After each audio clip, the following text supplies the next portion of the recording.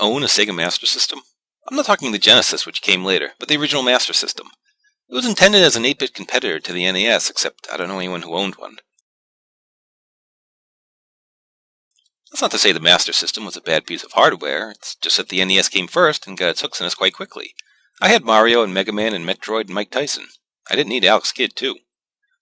So, I never played the Master System's version of pro wrestling called, Pro Wrestling. It's probably most well known for its bizarre box art, featuring a man giving his own decapitated head a headlock over a black grid. Now, I have some questions here. Not how is this physically possible, or why would you do this to yourself, but who thought this was actually a good design? Most wrestling game covers feature wrestlers either posing or, actually wrestling. What was this supposed to inspire? I appreciate thinking outside the box, but I don't think this sold many extra copies. Anyway, pro wrestling is built around tag teams. You have 4 teams to choose from. Road Warrior rip-offs the Mad Soldiers, the Orient Express, the Crush Brothers, and Masked Men, the Great Masked Men. Graphics are quite good. The wrestlers are really cartoony but well-defined. You have an omnipresent referee and a crowd that looks in a perpetual state of shock. They even have entrances with different music for the 2 teams in the match. The grappling system is really weird. When you and your opponent are standing, you can just punch, kick, or do a running attack. When you knock your opponent to the mat, then you can send them into the ropes or do a grapple. Seriously. To be fair, everyone has original movesets, and there are some cool moves like German suplexes and sentons. The Express and Sharp Brothers can come off the top rope, while the Soldiers and Masked Men can grab chairs and use them in the ring right in front of the ref. I guess the Master System wasn't powerful enough to program DQs into the game. I like how the game puts the name of the move on the screen as you do it. I think we can figure out what a punch and a kick are, thanks. Brain a guy with a chair, it just says weapon.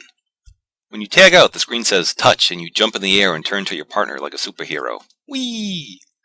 The point of the game is to win the 3 sets of tag belts: the Mexican titles, the Pacific titles, and the World Tag titles. How do you do this? Well, you beat each team 10 straight times. Yes, you have to win 10 consecutive matches over one team to win the Mexican titles, 10 more wins over another team to win the Pacific belts, and 10 more over the last team for the World titles. At least I'm pretty sure that's how it works. I can't get very far in the game. The grappling system takes some getting used to, and they only give you 3 minutes to win a tag match where your opponents can regain health on the apron. According to GameFAQs, this statement was in the manual. We've designed pro wrestling to mimic the antics of those crazy wrestlers often seen on television.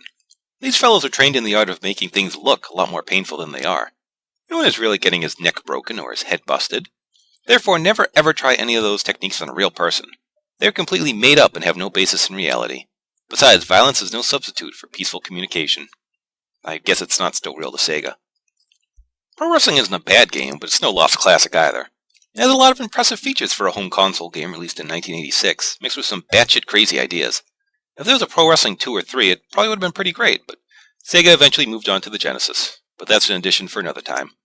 Until then, thanks for watching, and remember, a winner is you.